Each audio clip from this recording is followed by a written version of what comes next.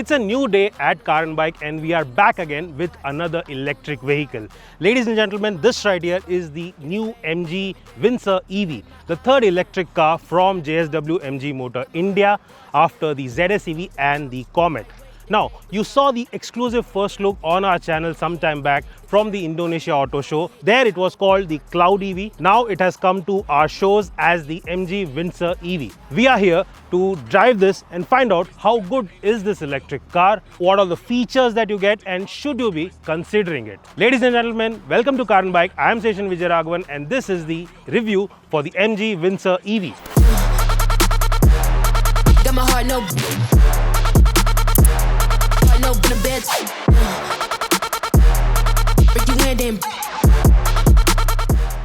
Now, before we answer all your questions, if you are new to the channel, do subscribe to Car and Bike, and while you're at it, hit that bell notification as well so you never miss an update from us. Now, globally, this is sold as the Wuling Cloud EV and it is a born EV platform. So you will find that EV specific design. It looks quite quirky. I particularly like it, but you do let us know in the comments what do you think about it. Coming to the front section, you have this two-step design. Looks nice. You have this higher section over here. Once it comes down flat, then you have this sloping section with the MG logo. Now this is illuminated, looks particularly nice during the night. You have the connected LED bar with the LED indicators as well as the DRLs. Lower down, you will find full LED headlamps, and yes, LED lighting is standard across the three variant lineups. You get a ton of glossy black finish as well. You have the Morris Garages lettering right here, and you get a chrome bumper lip which also adds a touch of premiumness. Coming towards the other car, you'll notice the rear section of the vehicle, and here too you will find that connected light for the LED tail lamps. Now the design of course is not my favorite, but you do let us know in the comments again if you like the rear section or not.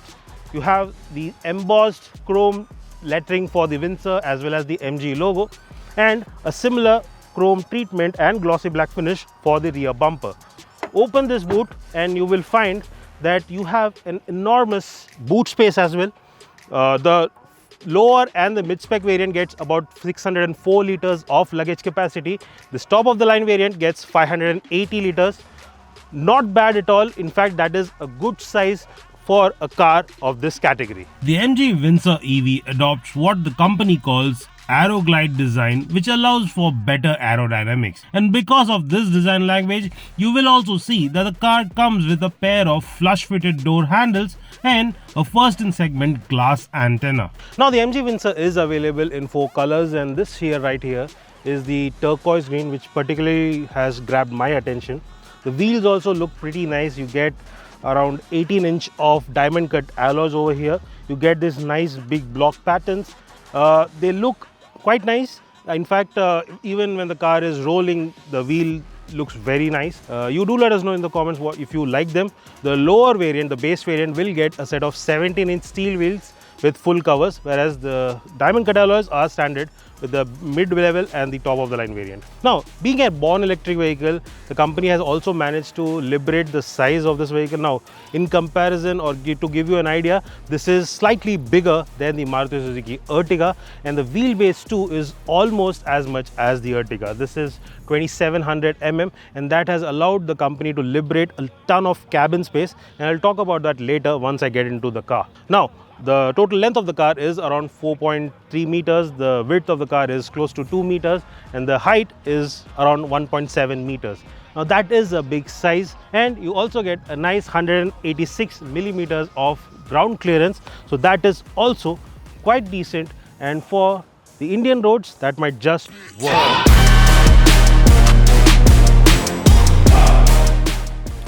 Now there are a lot of things to like inside the cabin of the MG Windsor EV. Now, being a born electric vehicle, the company has managed to create good amount of spacing and storage areas. I particularly like the center console. You have good around 3 cup holders over here.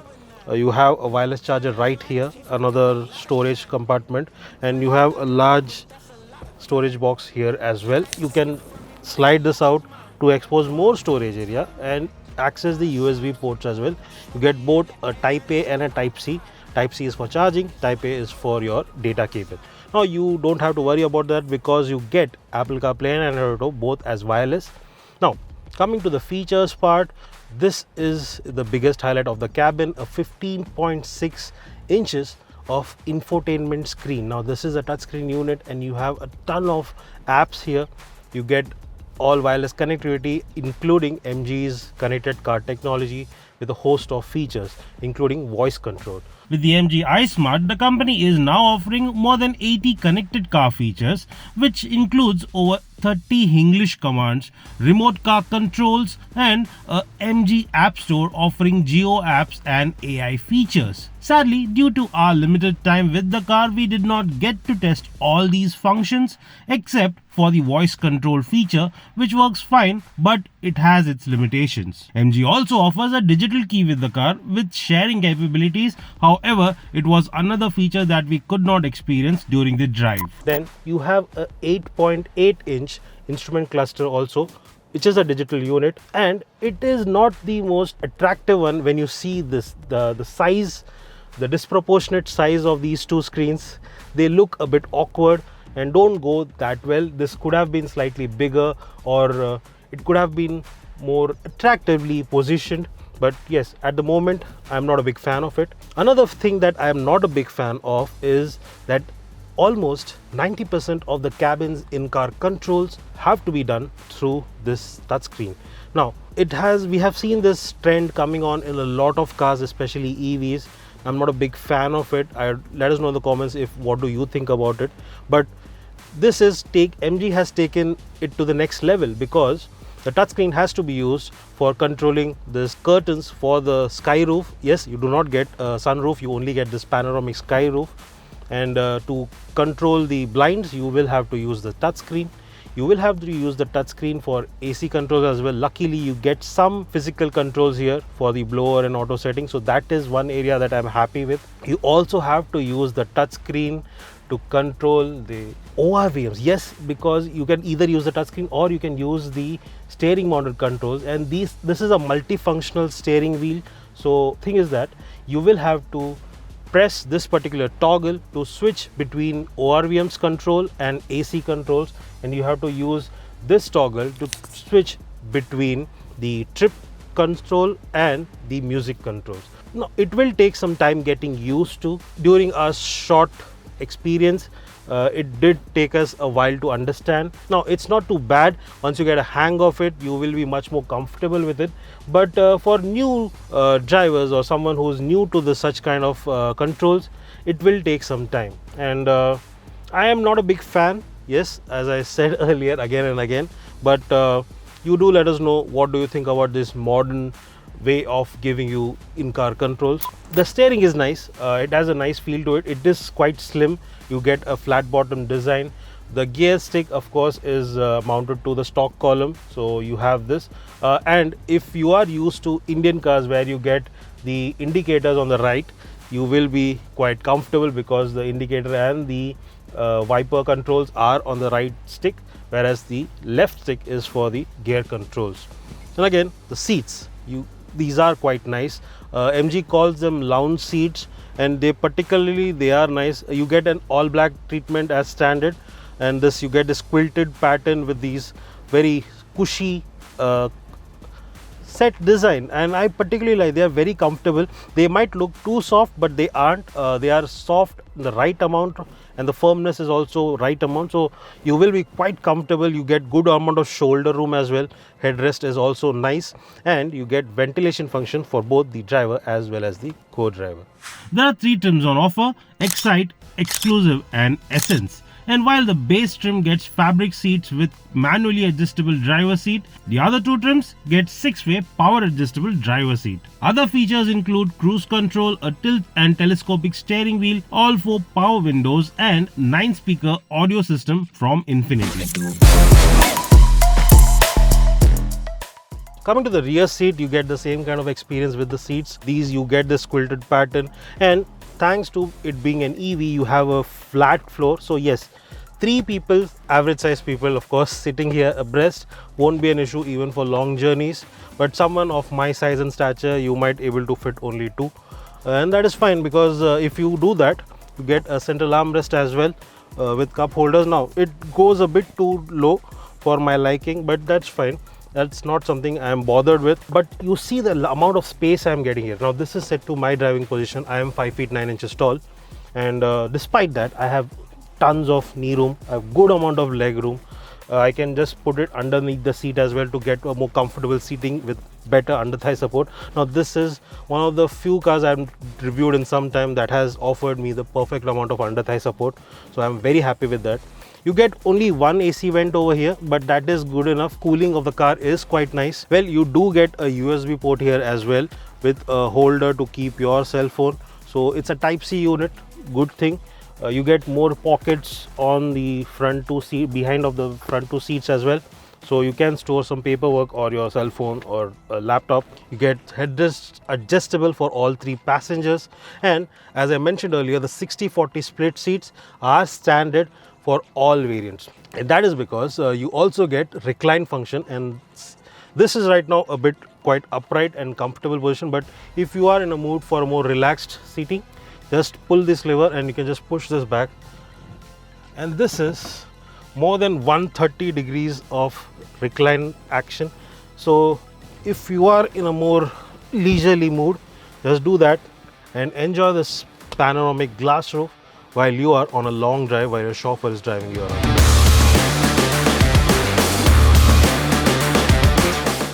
Coming to safety, almost every feature is offered as a standard fitment.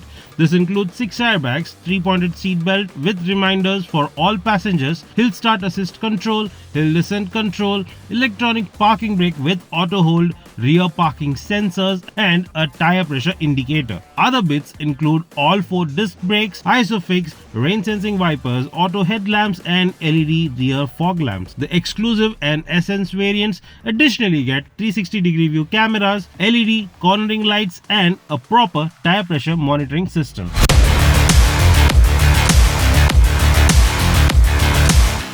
Now coming to the driving bit, yes, the MG Windsor comes with 38 kilowatt hour battery pack.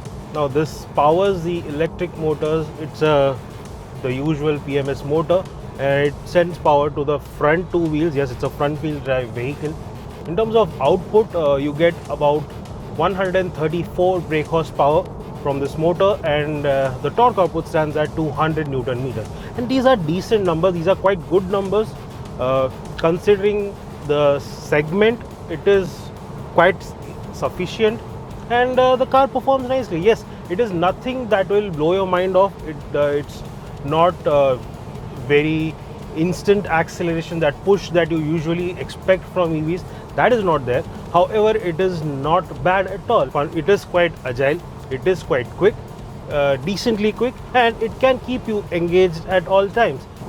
It would have been nice if the company had offered an option where you have maybe a bigger battery pack which offers more performance, and but at the moment you don't get that.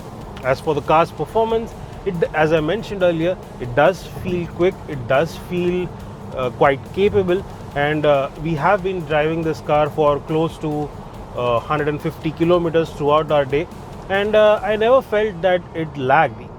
In fact, you have multiple modes. You have an Eco Plus, Eco mode, then you have the normal mode, and then you have the sports mode. And most of the time we were driving in the normal mode, doing anywhere between 80 to 100 kilometers per hour, and I never felt that it lagged. Yes, I didn't feel that quick acceleration, that's something we have felt in possibly the Tata Curve EV or even the Nexon EV for that matter, but I don't think that will be a big problem, and it shouldn't be a deal breaker for anyone.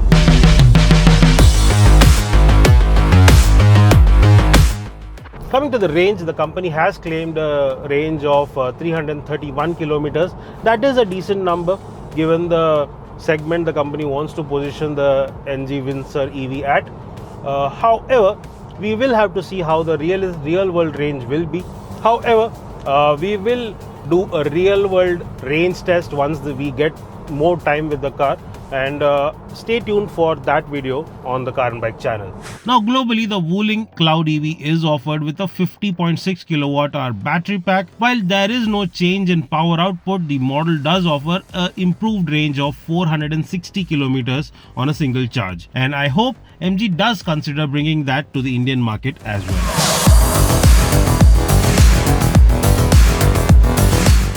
Coming to how the car performs on the road, I quite like the ride quality of the MG Windsor EV. Now, for most part of it, I have been driving on good tarmacs today, and we have been driving on the Mumbai-Jaipur highway. So the road condition has been ideal. We did drive some amount of time in the Gurgaon roads, the city roads.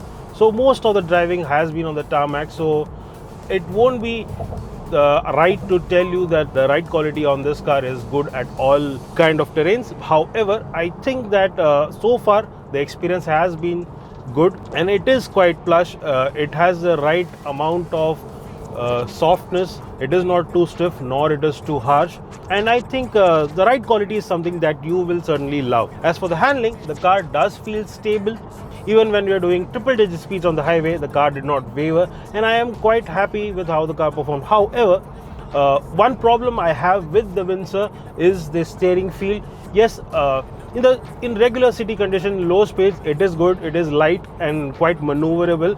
That is not a problem. However, when you are doing higher speeds, when you're doing triple digit speeds, almost close to 80 to 100 kilometers per hour, that is where the steering does not feel very confident. In fact, even when you're taking a corner in high speed, it doesn't inspire a lot of confidence, and that is one area where I feel that MG could have worked upon and offered better steering feel.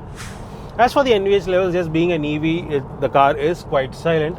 However, I do hear some road noise, and I feel that could have been slightly better. The tire noise is to the minimal, and the car is largely silent, but yes, you do hear some amount of road noise that seeps into the cabin. Otherwise, the harshness is to the minimal. You don't feel any harshness even when you're going over bumps. It is pretty decent. It is just the noise levels that could have been better. The Windsor EV supports both AC and DC fast charging and comes with a maximum charging capacity of 45 kilowatt. With the 3.3 kilowatt portable charger, the car can attain 100% charge in about 14 hours, while the more powerful 7.4 kilowatt AC fast charger will do the same in 6.5 hours. However, MG says that with a 50 kilowatt DC fast charger, you will be able to top up the battery from 0 to 80% in 55 minutes.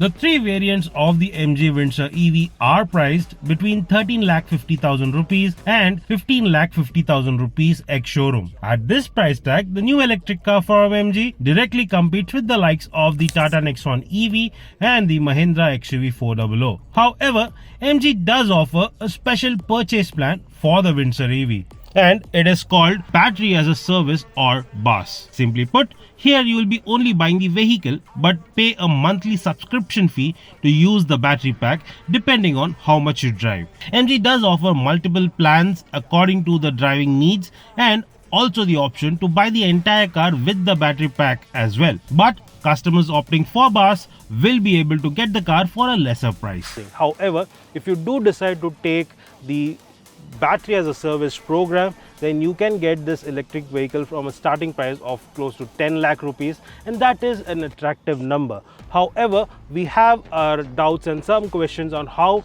the Baas 6 service will work in the longer run and how many takers will be there for this service from MG. It is a unique concept, it is a novel concept for Indian market, and we'll have to see how that works. But if I have to talk about the electric vehicle alone, then it has impressed me. The Windsor EV is quite a nice package.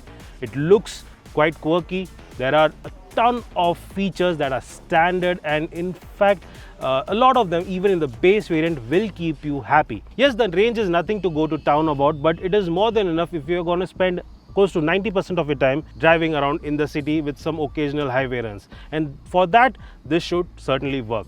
So yes, if you are considering an electric vehicle in the sub 20 lakh space, then I think you should definitely give the MG Windsor a consideration.